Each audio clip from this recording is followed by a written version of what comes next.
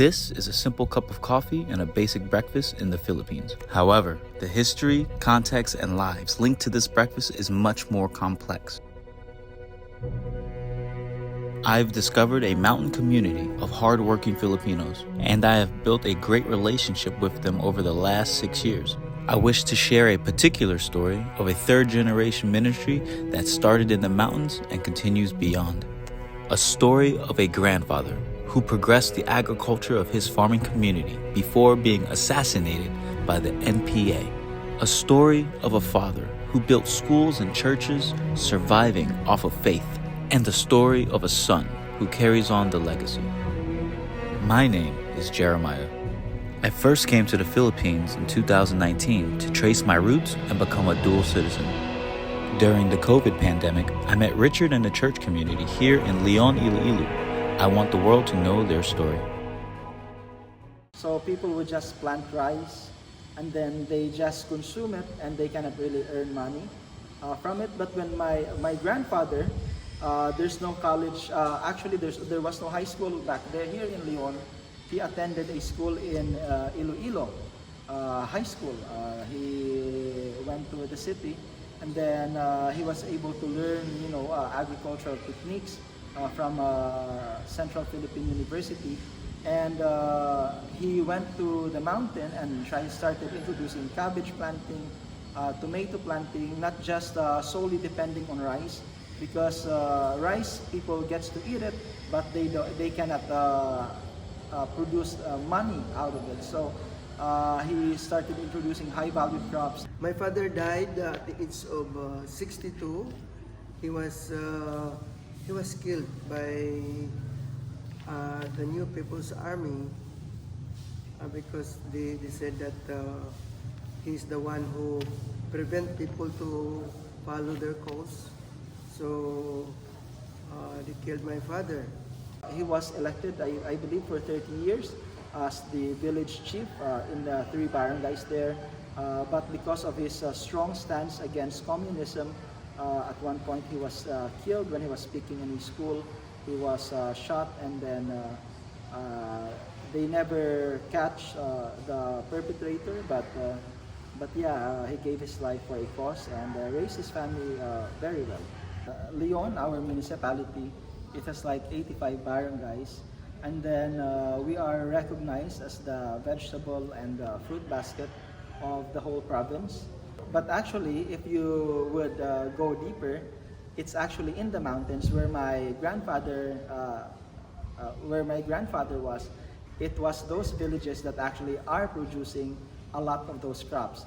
So after my father graduated from Bible school, he served at Iloilo Baptist Church for 7 years as the youth director, but later on felt the call of God to go back to the mountain because he was seeing a lot of young people marrying very early because they cannot go to high school, they cannot attend college because it was far, they were poor.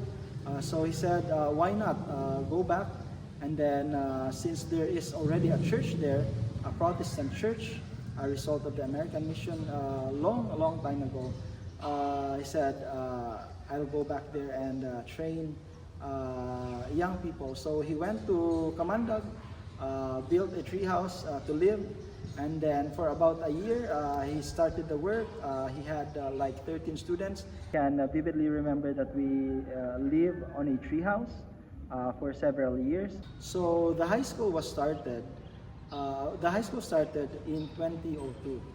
By 2000, my dad saw the hardship of walking like 4 kilometers. It would take more than an hour just to get to the nearest public high school. So my dad said, we have to start a Christian school, at least a high school, close to the villages there. So by prayer and then having a meeting with several other pastors, they decided to start the Christian school to where the Bible school is also located. So in 2002, the Spring Valley Baptist Academy, because it's very close to the river. That's why it's called Spring Valley. Was able to open its door. So the goal of that is actually giving them education, because predominantly those were Christian communities there. Giving them education, and then if they get to graduate, maybe some of them will proceed to pastorate, some of them will proceed to university, and then they will be serving the community.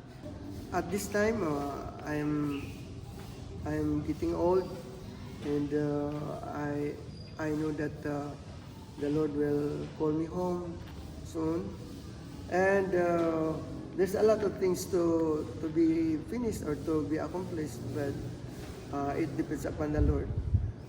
It depends upon the grace of God for me to accomplish it. At this present time, in our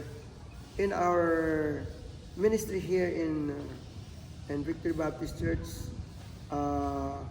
we are just starting, like for example, our high school. Next year probably we have to start in elementary school, and college maybe, and our ministry has potential. We are in the area where we can expand or build facilities for that dreams. I want to accomplish. I want to build buildings for high school, for college, and that's what I'm praying for. The Lord will give me that opportunity to see that vision accomplished before I go to heaven. So that's what I'm praying to the Lord, that I can see these things that He showed me in my vision before I die. Richard's father has stage 4 prostate cancer, and we don't know how long he has left. He has dedicated most of his life towards helping people, and I felt compelled to share his story. To be able to lead the ministry after his father, Richard received his seminary degree at the Crown College in Knoxville, Tennessee. This was after he received his Bible degree at Iloilo Baptist College under the American missionary Rick Martin. The University of Boxing will partner with this ministry in building a boxing program for their sports discipleship. The hard-working mentality of the mountain people will translate greatly into the sport of boxing. If anyone is interested in learning more about this ministry, helping, or even getting involved, please contact Richard. Some areas of interest may be mission trips, teaching, construction, music or worship, farming, or sports discipleship. Not to mention church planting. This ministry has planted 95 churches around the Philippines. Why is education so important in the Philippines? So throughout my academic journey, I've been inspired by Nelson Mandela's quote that education is the most powerful weapon which we can use to change the world. And living in the Philippines, where poverty remains a significant challenge, I believe in the transformative power of education. And as what our elders often say, that it is the only thing or treasure that no one can take away. So furthermore, I believe that education paves the way for a brighter future and opening doors for more valuable job opportunities. I am looking forward for the improvement of some key facilities here in high school, which includes the classrooms, also the libraries, the canteen. When speaking with the coffee farmers, they explained that roasting the coffee beans would greatly increase the income of the mountain coffee farmers. So the current goal is for the mountain community to have their own commercial coffee roaster. Here are 2 of the official pages of the ministry. Hello everyone, my name is Josiah Davis Camillian, and I'm a music director here at Victory Baptist Church, Leon, Iloilo, Philippines.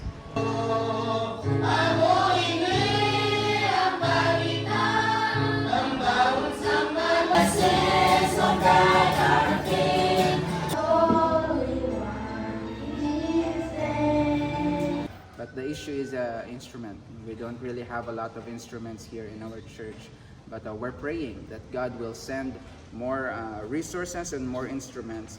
And of course, my goal is really to build the choir. Build the choir and build the orchestra to be a Christ-honoring organization.